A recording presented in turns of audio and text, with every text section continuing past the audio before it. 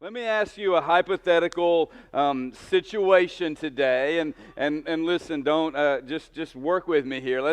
Tomorrow morning you get up and you're having maybe your coffee that you have in the morning, maybe reading the newspaper, scrolling through your phone, and God shows up. And not like I need to put you on medicine because you're crazy. God shows up, but literally like God shows up and right in front of you and looks you in the eyes and says, "I just want you to know that today you are in control of the universe. Like I'm giving you all the power. Maybe not the universe. Let's just worry about the world. Like you're in charge of planet Earth for 24 hours. How many of you would have some things that you would like to change? Anyone? Come on, let's be honest here, right? Work with me here, right? I mean, most of us have a long list of things that we would go, hey, if God put me in charge, I would do this different, or I would do that. We would start this, we would stop this. We would have more of this or less of this. We would have people would think this way or act this way or do this or whatever it is. We would make some changes, wouldn't we? There's some things that we would like to see done differently. And the reason I was thinking about this is I was just for something not even related to the sermon today. I was watching a video of a politician from years ago, years and years before I was even born, and he was actually giving this great speech. It's a well-known figure, and he was giving this speech, and he was talking about how much he wanted to make the world a better place, and that if you elected him, right, the world would suddenly, the way he presented, it's like, there would be sunshine and 72 degrees every day, and we'd be, everyone would have everything that they want, and everything would be perfect. And he's talking about how, man, I want to change the world for good. And I actually believe, I don't think he actually did it, but I actually believe his motives were good. In his heart and his mind, he wanted to make the world a better place, and he genuinely wanted to see things change, genuinely wanted to see things become better. And I think about how often in our world we hear someone like a politician or like someone in media or like someone in the business world or someone in education who says, man, if you would just do what I want or elect me or buy this product or learn this thing, then suddenly the world would be a better place. And again, I am in no way questioning their motives or intentions, but we've all heard that and we've all seen it, and yet doesn't the world sort of stay the same?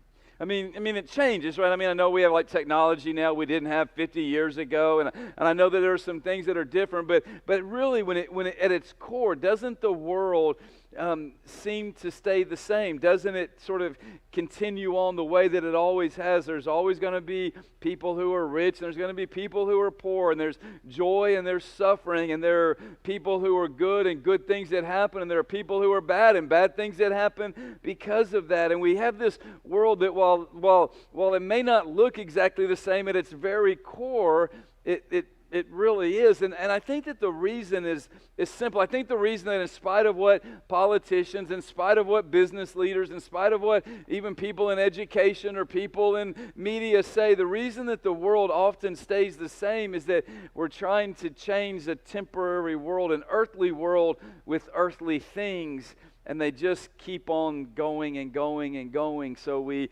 think that if we could just have enough power, we can make a difference, or if we could just get people to think the way that I think, or if we could just get the media to do what I want them to do, or if we could just let everyone get around and complain about everything, then suddenly the world's going to become a better place. Well, today we're going to look and continue sort of looking through the book of 1 Peter, and we're going to come to a really cool passage to me, because I think this passage shows us a better way to bring about change in the world, a better way that might not change the whole world. I can't promise if we do what Peter's saying, suddenly everything is going to be perfect for every person, but I do think it can change our lives, and I think it can change those that are close to us, and what Peter's going to show us that if we want to see real change take place, we as Christians have to learn to be a blessing. That word blessing that we're going to look at, and we'll see it in Peter's writings, is a word that means to give someone something better than they deserve that makes their life better. So it's not just giving a gift, right? A gift isn't a blessing if it doesn't make your life better. It's not like, oh, I have socks now, so my life is suddenly better. No, I just have more socks. And so that's not really a blessing. A blessing would be like the way the term originally came about was when a king would say to someone, would randomly or at different times would pick someone and say, hey, I'm going to give you some land or I'm going to give you some money, not because of what you did, not because of what you've done for me, but just I'm going to choose to be king. And they would do it for political reasons, right? Like, so I'm going to give this poor person something they're going to talk about, and I'm going to be a great king. But that word is where it comes from, is giving something someone that they haven't earned or haven't deserved. And it's really, it could be used like we use it in our world. If a boss gives you something that's just like unexpected, maybe a promotion, maybe a bonus, or if a friend like helps you move, right? That's called a blessing, because no one wants to do that. And so, those friends that do that, you say they're giving you something that makes your life better. And when you look at Scripture, we can see, I don't think we have a hard time. I hope we don't have a hard time seeing it. That's what really Jesus did for us, didn't he? He said that, okay, you deserve one thing, and really you don't have anything to offer me. I'm not going to get anything in return from this, but I'm going to choose to give up my life to pay for your sins. And we get the blessing of forgiveness. It even goes further than that, because God says that, hey, if you receive the gift that my son offers you when he died on the cross for you, I'm going to adopt you into my family. You're going to be a son or daughter of the King of Kings and Lord of Lords. That's a blessing to get to be adopted into God's family. Even the early Christians understood this. If you look in the book of Acts, when it says that in Acts chapter 2 that because of the persecution and because of the difficulties, that people would sell their possessions and give to help those that were in need. It wasn't just like, hey, I got a few extra dollars, so let me give you some extra. I paid all my bills, and there's some money left over at the end of the month, so I'm going to give you what I have left over. No, it's like, hey, I want to bless you. I want to give you something. And so they would take not what they had left over. They would take their stuff and go, we're going to sell it. We're going to sell our TV. And I know they didn't have TV, so hang with me. But, we're going to sell our chariot. We're going to sell our extra furniture. We're going to sell our stuff, and we're going to help out people in need. It's a blessing. And what Peter is going to show us here as he shows us how to be a blessing, there's four things that I want to look at in this passage in 1 Peter chapter 3 that really help us understand what does it mean to be a blessing. And it starts, he begins with what do we call the attitude of blessing. Here's what he says here. Finally, all of you have unity of mind, sympathy, brotherly love, a tender heart, and a humble mind. Now there's something that, those words, there's a lot in here, but don't skip over these three words, because it says all of you. You know who that excludes, right? None of you. You know who that means is included in this? You. Like, if you're a Christian, he's talking to you. This is not something you can say, well, it doesn't apply to me because, or really I think he's talking to someone else, or it doesn't work in my life. No, he's saying, Peter's like, guys, I need you to stop for a moment, and I need you to pay attention, because there's something that I'm asking all of you to do. And if you look at these words, he's asking all of us to have a life that's a blessing to others, to have an attitude of blessing. Look at what he says. I want you to have unity of mind. Unity doesn't mean everyone's the same, doing exactly the same, or thinking the same. Unity is everyone's working for the same thing. It's like the musicians up here today. Not everyone's playing exactly the same thing and different instruments, and yet they all come together because the goal is to play the same song together. It's like a sports team or a football team where the offensive linemen do something different than the quarterback, but they all have the same goal. They're all in unity, working together to accomplish the same thing. And he's saying, guys, I want you to all have a unity of mind. I want you to all be working together for the same thing. But not only that, he says, I want you to have sympathy. Sympathy means I feel what the other person is going through. It means that when someone hurts, I hurt. It means when someone rejoices, I rejoice. It means that I look at you and I go, I'm not jealous if you get something good, right? I don't tear you down if something good happens to you. I rejoice. I'm sympathetic. That's a good thing. It also means that I don't take joy when you're sad or hurt or broken. In fact, it hurts me just as much as not just as much, but it hurts me like it hurts you. So when I see someone hurting, I'm hurting with them. When I see someone rejoicing, I'm rejoicing with them. I am sympathetic towards them. We joke, my wife she had a cold this week, and we were like, what's everyone afraid of? And so she had to go get tested because she was all sneezing and stuff like that. And she went to work, and she's a nurse, so they got her tested and came back negative. But like that time from when she got tested to when she got the result, she was like laying on her back, dead to the world. The moment she got the result, she's like, oh, I can get up and function now. And even my son goes, I guess you're feeling better. And go, well, there's something like mental, right? And it's like, I feel it. I feel more. And that's the same word. He's like, do you feel what other people are feeling? He says brotherly love. He says that we treat each other like family. Now here's the thing about family. Family doesn't always get along, does it? Any of y'all got a brother or sister? All right, some of y'all do. And again, he's talking in a perfect way, not in our broken world way, but he's not saying you always have to like each other, always have to see it the same way, or even not saying that you're not going to have struggles. He's saying, you know what, at the end of the day, you're family. And you treat each other like family. He says you have a tender heart. You're not hard. You care about other people. It's not all just about you. In fact, it's about others. And then he says a humble mind. That word humble means we lower ourselves to lift someone else up. And he's painting this picture of saying that, hey, in my mind, it's not all about me, is it?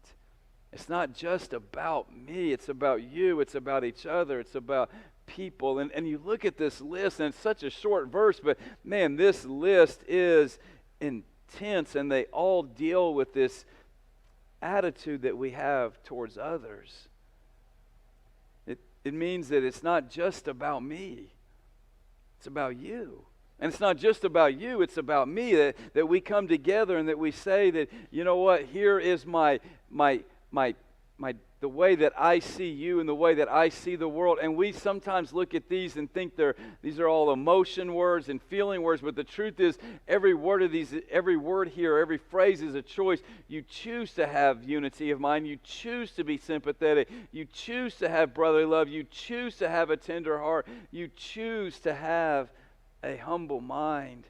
Now, it doesn't mean, and I want to be careful here, because it doesn't mean you have to let people hurt you, abuse you, take advantage of you, but it does mean that you understand what Jesus said was the greatest commandment.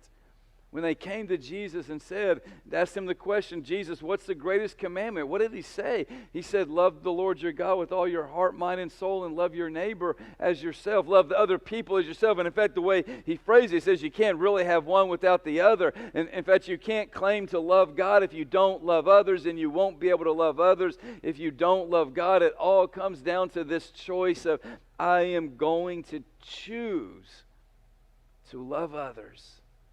I'm going to choose to care for others. I'm going to choose to bless other people around me, and not when it's convenient, and not when it fits in my schedule, and not when it's just the people who do good to me, but it's to everyone.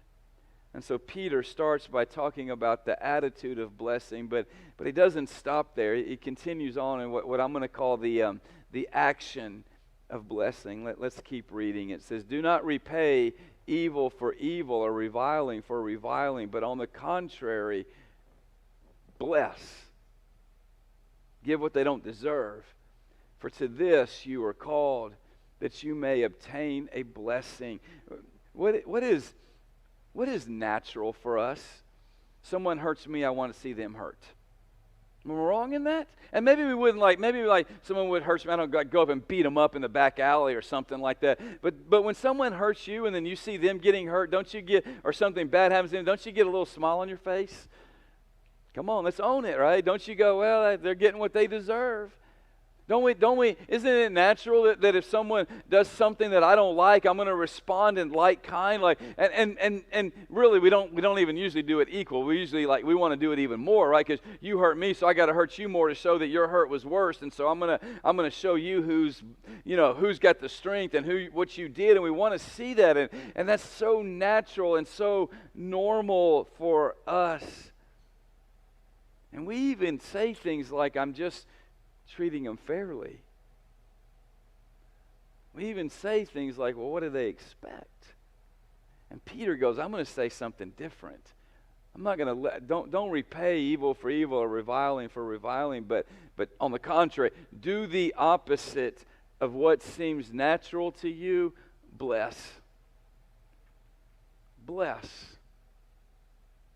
Give someone something better than they deserve that makes their life better. And it's clear here. Can we just say, it's easy for us to bless each other in here, isn't it? I think for the most part we like each other. I hope you do. I like you. Hope you like me. It works better that way, right? And so it's not hard for me to bless some of you. It's not hard for you to bless me. It's not hard for you to bless each other because we like each other, because we're the same church family. We got a lot in common. We think the same way, but he's not talking about people who are like you. He's saying the people who have done harm to you, the people who've hurt you, the people who you don't like, bless them. And he takes it even further, because he says, don't expect God to bless you if you're not willing to bless others. Because the truth is, God blessed us while we were still his enemies. Right? Read the book of Romans. It tells us clearly that God didn't wait for us to get our act together before he offered us salvation. He didn't say, hey, you deserve it, you're worthy of it, you've earned the right. He didn't wait until you were perfect. In fact, he says that he died for you while you were still sinners, while you were still an enemy of God, fighting against the things of God, that he knew you and he loved you and he blessed you by sending his son to pay for your sins. And why in the world would we think that the God who's blessed us would expect anything less than us to bless others in the same way? I truly wonder what Peter would think if he saw some of our social media accounts. And I know that's personal. I wonder what he would think if he saw how we treat people who disagree with us and the things that we say about them. I wonder what he would say if he saw how we choose sides over earthly things that will not last and will not matter for eternity. I wonder what he would say when we follow politicians or commentators or influencers more than we follow Jesus. And I'm not talking about what side you're on, because it's irrelevant. I'm saying, what would it say when we look at someone who we disagree with and we just call them evil? Or someone that we disagree with and we can't wait for them to get what they deserve?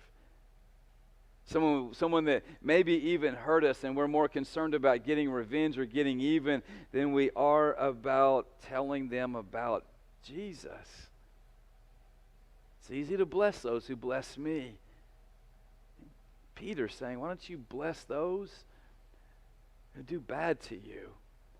And it continues on by even digging a little bit deeper and telling us what the focus of the blessing is. And let me read in verse 10. It says, for whoever desires to love life and see good days. Can I ask you just real quickly, how many of you want a life you can love and would like to have a good day?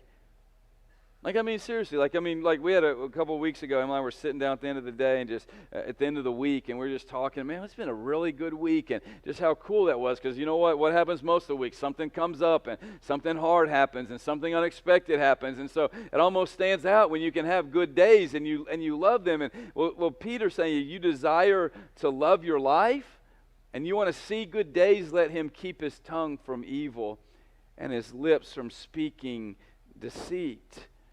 Let him turn away from evil and do good. Let him seek peace and pursue it. For the eyes of the Lord are on the righteous, and his ears are open to their prayer. But the face of the Lord is against those who do evil. This is a powerful verse. And remember who he's talking to. He's talking to Christians, and he's saying, guys, you want a life you can love? Watch your words.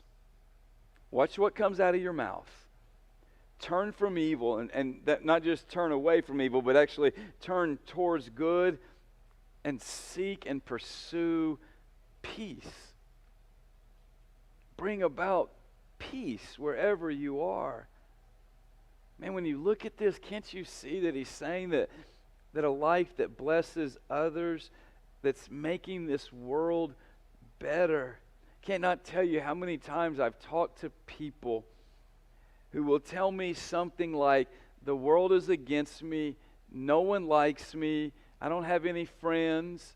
And this is not true in every circumstance, but can I tell you that when I hear that, it's amazing how many times their words are hurtful. And how many times they're going after selfishness and things that ultimately they only care about. And how many times they are causing conflict and strife and dissension. And then it finally catches up with them and they say, but man, why are people hurting me? And I'm only being me and I'm only doing what's right. And no, the truth is we are pursuing selfishness and not godliness. And while I am so thankful that our God is a God of grace, where He gives me what Jesus deserves, not what I deserve, do not forget that He is a righteous God and that you reap what you sow. In fact, He says that this is hard, right? We don't like this. But He says that don't expect God to bless you if you're not willing to bless others. He even calls it evil if we don't. I mean, think about the fact that He gave up His Son for me. He gave up His Son for you. And I'm going to get mad at someone because they disagree with me politically. I'm going to tear them down. He gave His Son for me, and I'm going to get upset with one of my family members because they didn't do something that I wanted to do, or at a family meal or something like that. Think about the fact that He gave up His Son for me, and someone cuts me off in traffic, and I'm going to act like, they did the most horrible thing in the world to me. Think about how we react to things, and what does it say about our understanding of what our King, of what our Lord did for us. He gave up everything, and He says, guys, listen, don't think I'm going to give up everything and let you be selfish. Don't think I'm going to give up everything and let you be selfish and hurt others and I'm just going to ignore it. Some of us, our lives would get a whole lot better if we stop talking, if we focus on the things that are good, the things of God, and if we said, whatever it takes, I want to bring peace to this world. It would change some of us if we understood why we want to bless others. And then Peter, on the final thing, talks about what I call the reward of blessing. It's one verse. It says, now who is there to harm you if you are zealous for what is good? You know what I think our biggest hesitancy whenever I start talking about this with people and blessing and caring for and being good to people who aren't good to you, the biggest thing that I hear is that they're going to hurt us. They're going to hurt us, right? Like if I'm nice to, if I do something good to someone who's doing bad, then they're just going to keep taking advantage of me and keep hurting me. And listen, hear what I'm saying. I'm not saying that's what God's telling you to do. I'm saying that you have a choice to make. Either you can protect yourself or God can protect you. Either I can say, I'm going to do what's right for me and take care of me, or I can say, God, you have shown time and time again that you are more than enough, so I give my life to you and I trust you. And he uses a word here, zealous, which is a great word, because zealous means it's something I'm so passionate about, I'm willing to die for. I'm willing to give everything else up for. It's going to the extreme. And so he's challenging us, are you willing to go to the extreme, to do good, to be a blessing, to share His love to the people in this world, whoever they are?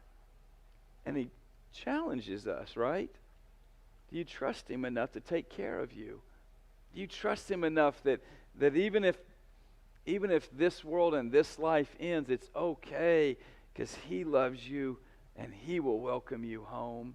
Here's the question for you today is how will you bless? Not when it's easy, not when it's convenient, not when it's people you like. How will you bless people every day as a child of God? I want to give you 3 things to consider. Think about what you can give. Be intentional about giving what you have to bless others, because isn't everything you have a gift from God? I have a friend who, he and his family a while back started, they call it the blessing jar, right? And they have a big jar in their kitchen, and they put money in it. Whenever they have some money, they just put a little bit, and then when the jar fills up, they find a way to bless someone with it.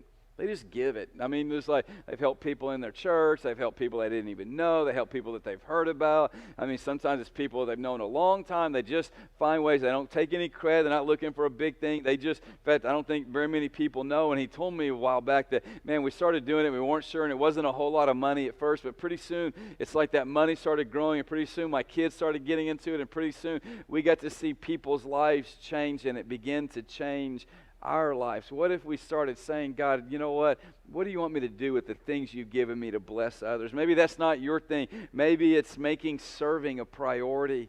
Maybe it's getting involved in like children's or student ministry so that you can invest in the next generation and help them find the blessing of life that we can only find through Jesus. Maybe it's just serving one of the ministries that we serve, like Feed the Need or the Crisis Pregnancy Center or the food pantry at Primera. Maybe it's just saying, you know what, God, I don't have a lot of money, but I have time, so let me be a blessing. Maybe it's finding a problem that you can solve and solving it to help someone else out. Maybe it's fixing your neighbor's lawnmower if you know how to do that. Maybe it's just going and saying, you know what, I can help this group of people with whatever it is. Maybe it's even just helping your boss and being a blessing to them. What is it that you can give? Don't overlook your money, right? And don't overlook, I'm not asking for me, I'm just saying, don't overlook the financial resources that God's given you, but don't limit it to that. And maybe we need to today, even in this moment, just ask ourselves the question, God, what can I give? All of it's yours, so what can I give to be a blessing to others? Another thing I want to encourage you to do is encourage people to say thank you to people, to be patient with people. We've lost patience in our world right now, it feels like to me. Right? Just being patient with people. Your food will get there in 5 minutes. It's okay. Right? The Chick-fil-A line's long sometimes, but they make it work, don't they? All right, so be patient with people. Maybe it's looking for a way to find someone who's having a bad day and just bringing them a little joy. Hey, here's what I'm going to challenge you to do. When you go grocery shopping, we don't go in the grocery store anymore because why would you? No, we do, but it's like usually it's delivered out to our car, right? $5, we'll give it, you can put it in my back of my car, everything's good. And maybe if you go in though, what if you went in and looked for someone who's having a really bad day and just made them smile? Like, what if you went to work tomorrow and you walk in and you go, I'm going to find the person that's having the worst day and I'm just going to tell them that they're great and I'm going to help them and I'm going to bless them. Do you think that might change anything around you? What if we just looked and said, God, every day help me encourage someone? And then the third thing that I hope that we will do to be a blessing, and that's the point, the greatest blessing, the greatest gift you can give someone is Jesus. And I'm convinced that what keeps us from taking Jesus to people is not Jesus, it's our own selfishness. Because I care more about my life and myself and my stuff. Because I care more about how things impact me. Because I don't ever take the time to smile at someone or give an encouraging word or help someone out in a time of need. Whatever it is that we end up in this life where we're so focused on me and who I am that we never take the time to point someone to Jesus. And for us to do this, they got to see a life in us. And not a life that's perfect because we're never going to get there. But they need to see in us a life that they want to live. And so it starts with us asking, is Jesus so filled and consumed me that when someone looks at it, they would say, hey, I want I want that. Maybe it means that we start praying for people. Maybe it means we start inviting people. Whatever it is, what are we doing to help someone find Jesus? Here's the challenge. When you get up tomorrow, I doubt God's going to come up and sit down with you at your coffee and tell you get to be in charge of the world today. Maybe he does. If he does, come see me because I got some things I'd like to add to the list of things to change, right? Maybe he will, but I doubt it. But you know what you can do tomorrow? You can give. You can encourage someone. You can point them to Jesus.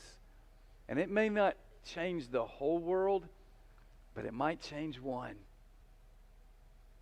It might change one person who's heading for an eternity apart from God and help them find life in Jesus. It might change one family. It might change one place where you work. It might change one thing.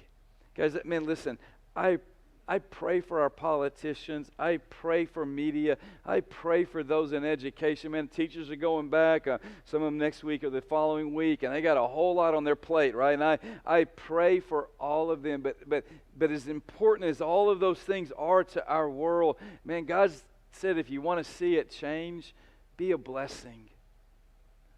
So give, encourage, and point. And let God change your world one person at a time.